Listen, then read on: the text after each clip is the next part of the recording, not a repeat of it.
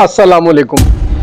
हम अपनी रोज़मर्रा की ज़िंदगी में बहुत सारे काम करते हैं, कारोबार करते हैं, बहुत सारे फैसले करते हैं, कुछ खरीदते हैं, कुछ बेचते हैं और उनमें अमूमन हम कोई नुकसान उठाते हैं, कोई घाटा हो जाता है, कोई हम फ्लॉप हो जाते हैं, कारोबार हमारा डूब जाता है, दिवालिया हो जाते हैं। तो हम ऐसे दिल बर्दाश्ता हो जाते हैं, ऐसे नौमीद हो जाते हैं कि फिर हम उस रास्ते को ही छोड़ देते हैं। उस कारोबार को जिसको हमने किया था, जिसमें नुकसान हुआ था, उसको हमने बड़ी कोशिश की और उसके बाद फिर जब देखा कि हम इससे डूबते ही चले जा रहे हैं, हमने उसको छोड़ दिया, या तो दूसरा काम करना शुरू कर दिया, या उससे भी नुकसान हुआ तो फिर हमेशा के लिए कारोबार से नफरत हो गई। कोई ऐसा काम नहीं करते क्योंकि जी हमें रास नहीं आता, हम जो भी काम करते हैं उसमें हमें नुकसान होता चला जाता है।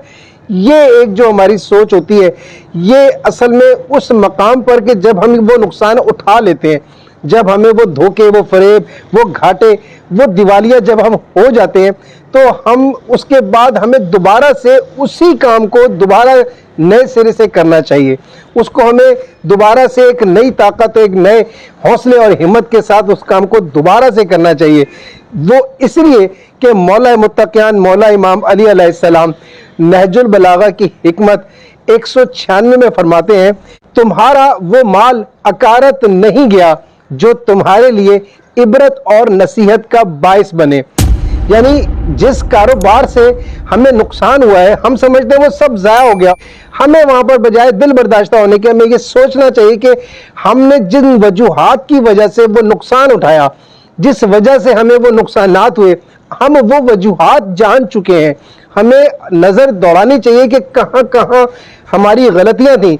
हम उन गलतियों को, वो धोखे और फरेब के जिन लोगों से हमने खाए और जिन वजूहात की बिना पर खाए, ऐसे तमाम चीज़ों का हमें पता चल जाता है, वो हमें नसीहत मिल जाती है। हमारा वो डूबा हुआ पैसा हमें बहुत कीमती तजर्बा दे जाता है, हमें बहुत अच्छी नसीहत कर जाता है, जो हमारे लिए बहुत बड़ा ख़जाना होता है। वो जो नुकसान हो गया उससे कहीं बड़ा ख़जाना, और इस खजाने को इस्तेमाल करते हुए अब के उन गलतियों से, उन धोखों से और उन नुकसानात से बचने के लिए जो हमें तजर्बात हो चुके हैं, उसका फ़ायदा उठाते हुए हमें अपना काम दोबारा से शुरू करना चाहिए। शुक्रिया।